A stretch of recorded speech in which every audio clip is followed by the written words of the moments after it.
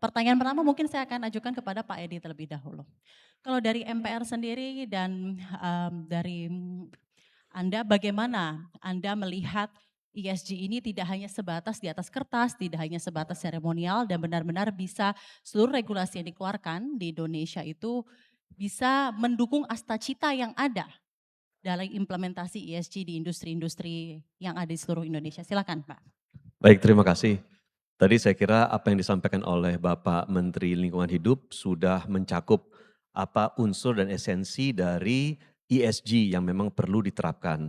Pertama, ESG jangan hanya sekedar menjadi slogan atau lip service kita saja, tetapi lebih pada itu sekarang diperlukan penerapannya. Kita sudah tahu bahwa sekarang yang namanya ecosystemic degradation, jadi degradasi ekosistem kita sudah sangat tinggi angkanya sehingga resiliensi dan fungsi dari ekosistem kita itu menjadi sangat terganggu. Dan itu tidak bisa diperbaiki dalam kondisi yang waktu dekat karena krisis iklim yang sekarang kita hadapi. Dan saya tekankan di sini, saya tidak mau menggunakan lagi istilah perubahan iklim karena hari ini saya merasa kita sudah berada dalam tahapan krisis iklim.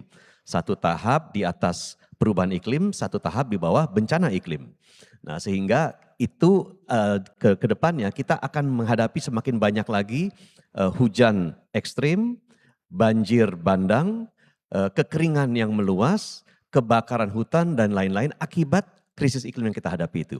Oleh karena itu sekarang masalah environmental, social itu menjadi sangat penting untuk kita terapkan, tetapi menurut saya yang lebih penting daripada itu governance, tata kelola. Di dalam tata kelola itu kita berbicara kebijakan, kita berbicara aturan, legislasi dan aturan-aturan turunannya, tetapi juga kita bicara penegakan hukum.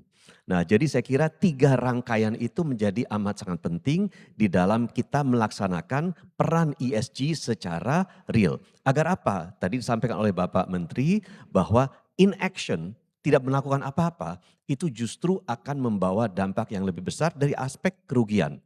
Kerugian alam, ekosistem, kerugian ekonomi, belum lagi kerugian jiwa yang memang merupakan salah satu yang sangat penting untuk kita hindari ke depannya. Nah, untuk meningkatkan perekonomian kita mencapai 6, 7 sampai dengan 8% sebagaimana target pemerintah, saya kira peningkatan untuk melaksanakan ESG itu menjadi sangat penting untuk mengurangi dampak daripada kerusakan ekosistem yang sekarang ada, dampak dari krisis iklim yang sekarang selalu menghantui kita, dan boleh saya katakan sekarang kata governance itu menurut saya sangat penting. Hari ini, sehari-hari ini, mungkin dalam 2-3 hari belakangan ini kita sangat disuguhi kata-kata governance, tata kelola ini secara berkesinambungan melalui salah satu adalah kejadian di pasar modal kita. Jadi governance itu harus dikuatkan menurut saya. Oleh karena itu ke depannya saya kira dalam rangka untuk peningkatan ekonomi kita mencapai 8% selain penataan permasalahan masalah environmental, dan kita sekarang sudah melakukan berbagai penataan termasuk transisi energi yang sekarang berkesinambungan plus transisi energi yang memang targetnya untuk mencapai net zero emission sebelum 2060 itu perlu dilaksanakan. Peran sosial juga jangan dilupakan karena masyarakat ekonomi bawah, masyarakat pesisir sangat rentan terhadap perubahan-perubahan ekologis yang terjadi, tetapi tata kelola, terutama peraturan, kebijakan, dan terakhir adalah penegakan hukumnya. Terima kasih Pak Edi. Apa yang bisa dipelajari Pak dari kejadian yang baru-baru saja dirasakan oleh saudara kita di Sumatera mengenai governance, compliance, dan penegakan hukum? Silakan. Ya, kita lihat bahwa kejadian dan bencana hidrometeorologi itu tidak terlepas memang dari aspek krisis iklim yang saya sampaikan, karena hari ini rasanya kita tidak mengenal hujan itu hujan biasa-biasa saja. Begitu hujan, hujan dengan angin, hujan ekstrim, cuaca ekstrim, penerbangan dibatalkan karena hal tersebut. Nah, oleh karena itu kita lihat bahwa alam ini sudah memang berubah dengan adanya krisis iklim, tetapi jika kita kemudian menambah permasalahan dengan melakukan destruksi dari aspek misalkan saja penebangan liar, kemudian illegal mining atau irresponsible mining dengan tidak menerapkan GCG yang baik, kan kita memiliki best mining practices gitu. Nah, kalau kita tidak menerapkan best mining practices, tentu hal ini akan menambah permasalahan-permasalahan yang ada. Dan kita lihat dari pengalaman-pengalaman sekarang di seluruh Indonesia yang ada, kita memang memiliki sumber cadangan dan sumber daya alam yang sangat besar. Luar biasa besarnya, terutama dari aspek mineral yang kita perlukan untuk apa? Untuk kita laksanakan proses turunannya, industrialisasinya untuk menambah nilai, untuk kemudian juga meningkatkan pendapatan negara. Tetapi dalam batasan-batasan tertentu. Nah, ini yang menurut saya sangat penting untuk kita lakukan agar jangan sampai kemarin itu sudah merupakan alarm.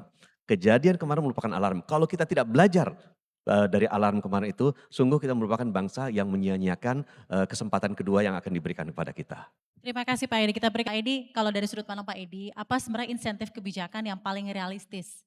Baik fiskal atau maupun non fiskal yang bisa diberikan negara agar sektor swasta tuh terdorong mengimplementasikan ESG secara substansial, bukan sekedar pelaporan, compliance dan lain-lain.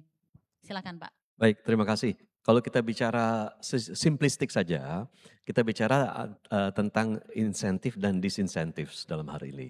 Jadi insentif itu misalkan diberikan pembebasan pajak, diberikan kemudahan untuk pembebasan lahan misalnya. Disinsentif misalnya penerapan biaya-biaya jika memang proses ESG terutama masalah environmental ini, transisi energi tidak dijalankan itu dibebankan. Misalkan saja dalam hal penerapan pajak karbon gitu misalnya. Nah ini adalah beberapa hal yang bisa dilakukan. Tetapi menurut saya begini, yang paling penting saat ini kan kita sudah punya desain untuk melaksanakan transisi energi. Dan sudah dituangkan di dalam RUPTL sampai 2034, di mana kita akan mengembangkan hampir 70 gigawatt pembangkit listrik baru yang mana 52 gigawatt itu terdiri atas renewable energy dan battery energy storage systems. Di dalamnya juga ada nuklir gitu. Nah, tetapi saya melihat begini, apa yang dikehendaki dari proses pengembangan transisi energi yang ada dengan kemampuan Indonesia untuk melakukan transisi energi juga harus disesuaikan. Karena kalau kita melihat dalam 3 tahun belakangan ini, Ibu Bapak sekalian, yang namanya transisi energi itu juga tidak murni terjadi di seluruh dunia. Karena apa? Pertumbuhan migas naik, pertumbuhan batu bara naik, pertumbuhan gas itu naik, di seluruh dunia terjadi seperti itu. Sehingga menjadikan ini pertanyaan, apakah kita benar-benar berada di dalam transisi energi ataukah ini hanya energy addition bukan energy transition gitu. Nah, karena semuanya yang lain pada naik, yang menjadi penggerak itu semua adalah Cina. Kalau kita lihat Cina hari ini, Cina itu pertumbuhan dari karbonnya itu tinggi sekali. Coal-nya di tahun yang lalu saja baru ada sekitar tambahan 80 gigawatt pembangkit listrik batu bara yang baru. Tetapi syukur juga bahwa peningkatan pembangkit dari surya, dari hidro itu juga meningkat sangat drastis dan sangat cepat pertumbuhannya. Termasuk juga penjualan EV di Cina. Sehingga memang terjadi perimbangan. Tetapi produsen batu bara dan konsumen batu bara yang terbesar hari ini namanya Cina. 5 miliar dolar produksinya, gitu. Dan itu dikonsumsi dalam negeri, termasuk juga sebagian kemudian diimpor atas kebutuhan-kebutuhan tambahan. Artinya apa?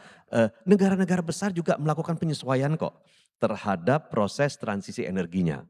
Indonesia juga demikian. Kita punya plan, tetapi jangan lupa plan itu bisa berubah, kita sesuaikan dengan perkembangan yang ada. Karena apa? Menurut saya, teknologi akan merubah segalanya. Akan membuat PV, photovoltaik itu menjadi lebih murah lagi ke depannya, membuat kemudian energi dari angin, dari hidro juga semakin murah ke depannya, tetapi juga teknologi akan merubah landscape ekonomi secara keseluruhan. Kemarin 10 tahun yang lalu kita tidak bicara AI, tidak bicara data center. Hari ini semuanya bicara AI, bicara data center. Sehingga pertumbuhan untuk pengembangan energi nuklir sebagai base load bersih yang bisa diandalkan itu menjadi besar. Tahun lalu dibangun 62 pembangkit nuklir baru di seluruh dunia. yang mana ketika nanti akan sudah commissioning akan menghasilkan 70 gigawatt listrik baru. Artinya apa? Indonesia juga nanti harus menyesuaikan prosesnya. Baik dari kapasitas fiskal kita, sumber daya manusia kita, kemudian juga dari aspek teknologi penguasaannya, saya kira akan harus kita nanti menyesuaikan. Tetapi untuk sementara kebijakan energi nasional sudah mensyaratkan kita melaksanakan transisi energi, kita sudah memiliki RUPTL dan itu kan kita jalankan. Dan kami di lembaga legislatif akan segera mengesahkan Undang-Undang Energi Baru Terbarukan dan juga akan melakukan revisi terhadap Undang-Undang Ketenagakerjaan. Dan saya pribadi mendorong untuk dibahas segera Undang-Undang Pengelolaan Perubahan Iklim sebagai sebuah undang-undang baru khusus menangani masalah perubahan iklim yang ada.